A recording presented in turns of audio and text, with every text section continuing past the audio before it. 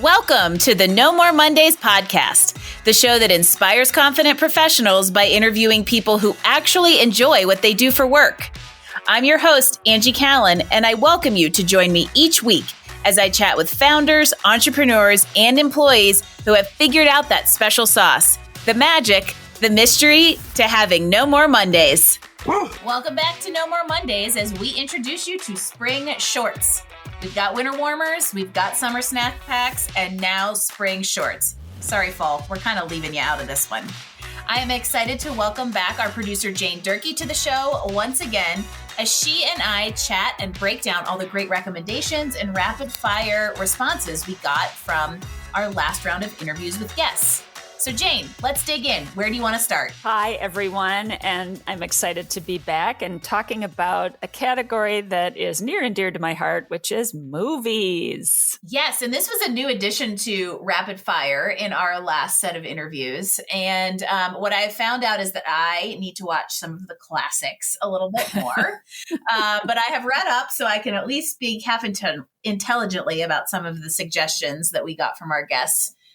So Jane, what's first on our list? First of all, we won't be having any movie shaming on you today, I promise. Okay. The first one is It's a Wonderful Life. Well, and if y'all want to shame me out of nowhere, I have somehow, maybe it's blame mom and dad. Sorry, Sonny and Floyd. I've never seen It's a Wonderful Life. And now I feel shamed. I'm shaming myself and into going to watch It's a Wonderful Life because it's such a classic. But and I feel like Acacia is the perfect person to recommend It's a Wonderful Life because it's such a, uplifting, inspiring story and a classic that most people other than me know very well. Indeed. And I think if you took a poll of anybody, I feel like so many people have included this in their annual holiday gatherings. My guess is people have seen this more than 25 times. I have a feeling you're probably right. It is literally Wikipedia lists it as one of the greatest films of all time. It is on a list of 100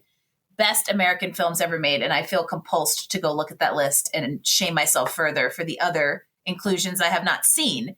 However, I think that it also just invokes so much nostalgia, which is something that we can always appreciate, just about the holidays and just that time of year and the love of the season and how this is a very just memorable part of that and a tradition for so many people. Totally agree. And one of the overwhelming things of this is the impact that you have on people's lives that you may not even see or know about and how important that is. And just a good reminder for everyone of how you touch people's lives and you touch the world.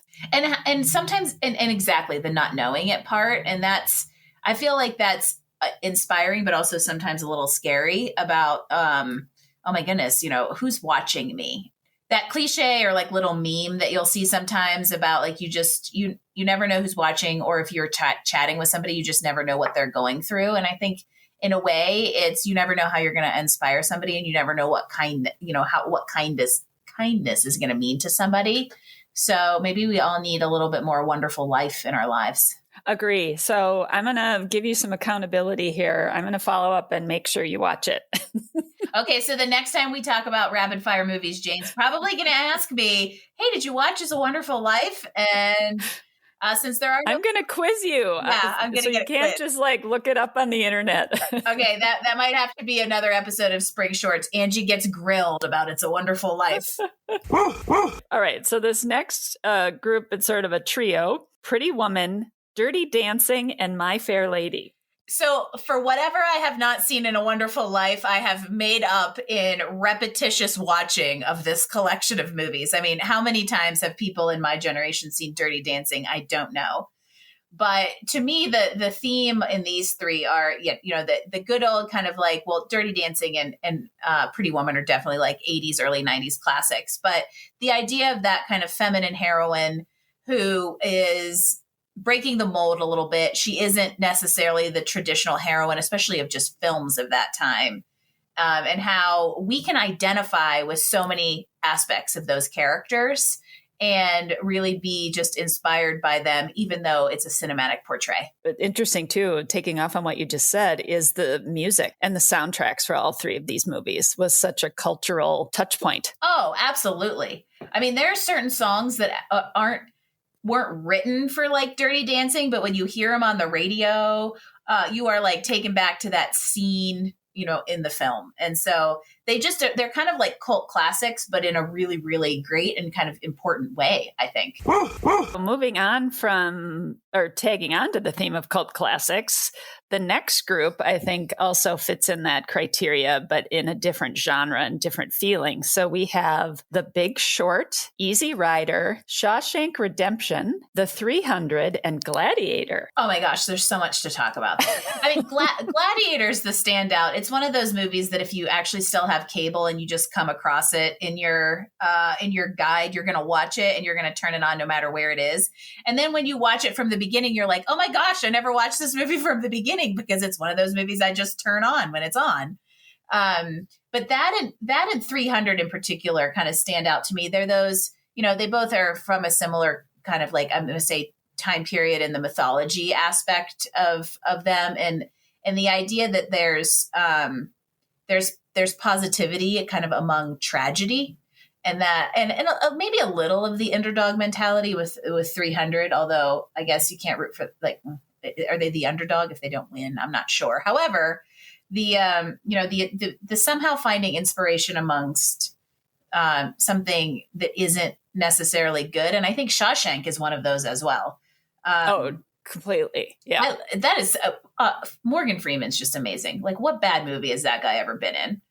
And it's such an amazing story about, one, you never know where you're going to find friends and allies. How amazing is that? And the idea that we can all kind of rise above our circumstances and overcome, traumas and horrible things that have occurred, or things that we think define us or set us back. We can all overcome them. Connecting that then to movies that seem like they don't fit together at all. The Big Short and Easy Rider, completely different genres, really, and different subject matters. But it's interesting when you look at the themes of both of those.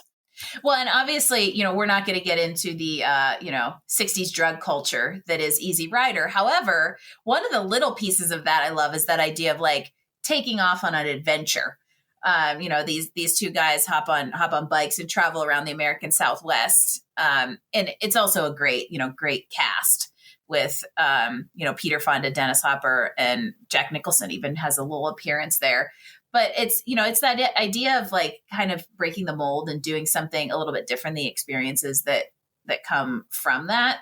And then I think The Big Short falls into that because, that's inspired by, real stories, and real stories that had a ripple effect to all of us who kind of lived through the Great Recession or were working during the Great Recession. So an interesting collection of like real stories inspired by real stories, or even fiction that could very much mimic real stories and the lessons we can learn from them. We're going to end on, we have to bring in some animation here. Sing and Sing 2. So how can we not, the good old animated movies have just become, they're for everyone. So they're not kid movies anymore. They're kind of like family movies. And how could we not have some great animation on this list, and end with the true overcoming the odds underdog story that is Sing and Sing 2, and the amazing music that is in them. And, of course, we always love animals who have been given human personalities.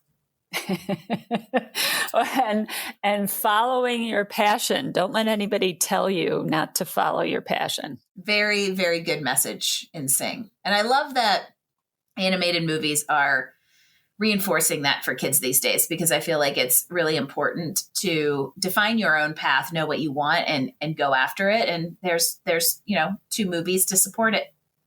What are you going to do next time I talk to you? I'm going to have watched It's a Wonderful Life so I can ace my test, Jane. Woohoo!